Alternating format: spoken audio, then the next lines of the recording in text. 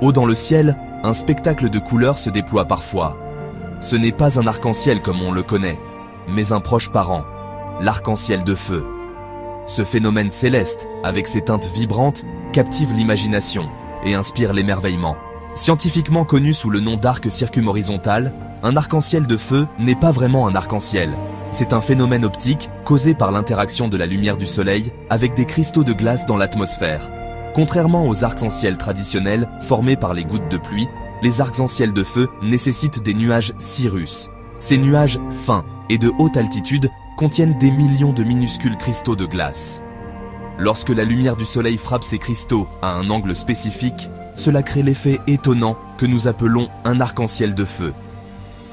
Imaginez lever les yeux pour voir une bande de couleurs chatoyantes, ressemblant à des flammes dansant dans le ciel. C'est un spectacle à couper le souffle qui laisse une impression durable.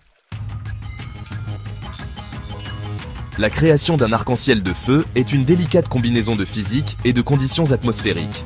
Le soleil doit être à une élévation d'au moins 58 degrés au-dessus de l'horizon. À cet angle, la lumière du soleil pénètre dans les cristaux de glace alignés horizontalement dans les nuages cirrus. La lumière est ensuite réfractée, ou courbée, en traversant la glace. Cette réfraction sépare la lumière du soleil en ses différentes longueurs d'onde, créant un spectre de couleurs. Les couleurs d'un arc-en-ciel de feu sont souvent plus pures et vibrantes que celles d'un arc-en-ciel traditionnel. Ceci est dû au fait que la lumière est réfractée 2 fois à l'intérieur du cristal de glace, ce qui entraîne une séparation plus complète des couleurs. Le rouge apparaît en haut de l'arc, suivi de l'orange, du jaune, du vert, du bleu, de l'indigo et du violet en bas. Les scientifiques étudient les arcs-en-ciel de feu à l'aide d'une variété d'outils et de techniques. Ils utilisent des ballons météorologiques et des satellites pour recueillir des données sur les conditions atmosphériques telles que la température, l'humidité et la présence de cristaux de glace. Ils utilisent également des modèles informatiques pour simuler la formation d'arcs-en-ciel de feu et étudier les facteurs qui influencent leur apparition. Un aspect important de leur recherche est de comprendre le rôle de la forme et de l'orientation des cristaux de glace dans la création du phénomène. Ils étudient comment différentes formes et tailles de cristaux de glace interagissent avec la lumière du soleil pour produire les couleurs et les motifs observés dans les arcs-en-ciel de feu. En étudiant les arcs-en-ciel de feu, les scientifiques peuvent en apprendre davantage sur les propriétés de la lumière et le comportement de l'atmosphère.